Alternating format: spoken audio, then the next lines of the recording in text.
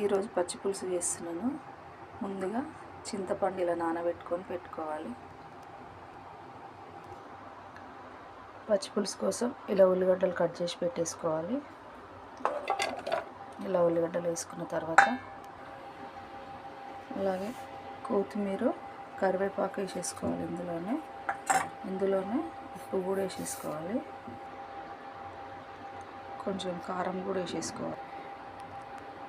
ఇవన్నీ వేసుకున్న తర్వాత మనం ముందుగా నానబెట్టుకున్న చింతపండు రసము చేసేసుకొని పోసుకోవాలి.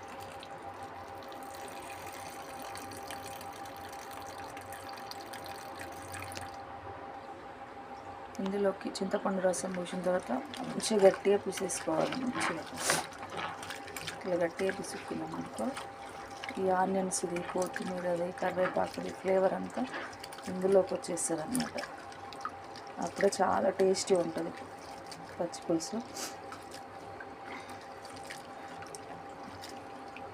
మా కోసం మా నాన్నమ్మ ఇలాగే చేసి పెడుతుండేది. చాలా ఇష్టంగా తినేవాళ్ళము. ఇలా అంతా చేసిన తర్వాత ఇందులోకి ఉప్పు, కారం, పసుపు అన్నీ వేసేసుకున్నాము. సరిపోయినాయో లేదో చూసుకున్నాము. ఉప్పు సరిపోలేదు, కొంచెం ఉప్పు వేసేస్తున్నాను. తాలింపు కోసము కొంచెం ఆయిల్ వేసేసుకుందాము. కొంచెం ఆయిల్ వేడెక్కిన తర్వాత జీలకర్ర ఆవాలు వేసుకున్నాము.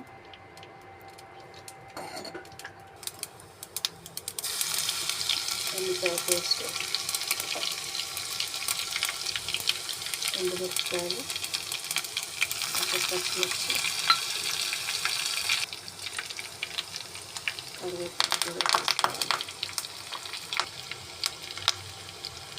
ఫస్ట్ వేసేసుకోవాలి. ఇందులో పోపు అనేది ఇలా రెడీ అయింది. ఇది మనం ముందుగా తయారు చేసి పెట్టుకున్న పచ్చి పులుసులో పోసేసుకున్నాం.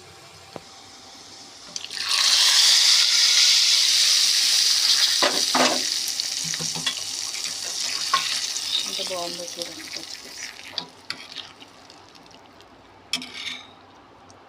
ఫైనల్గా ఇలా అన్నమాట.